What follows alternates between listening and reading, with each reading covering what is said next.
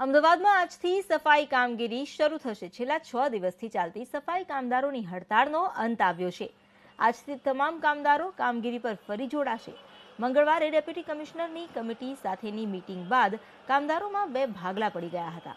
સૌથી મોટા નોકર મંડળે 5માંથી 4 માંગણી સ્વીકારાઈ હોવાથી હડતાળ સમેટવાની જાહેરાત કરી, જ્યારે આંદોલન શરૂ કરનાર ગુજરાત સફાઈ કામદાર સંઘે હડતાળ ચાલુ હોવાની જાહેરાત કરી।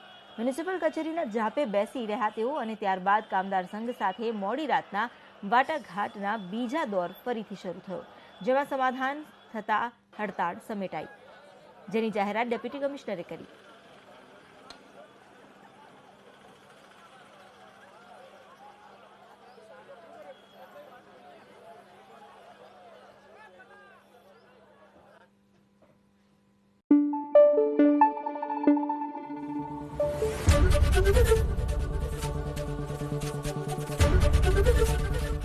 એબીપી અસ્મિતા, ગુજરાતની અસ્મિતા।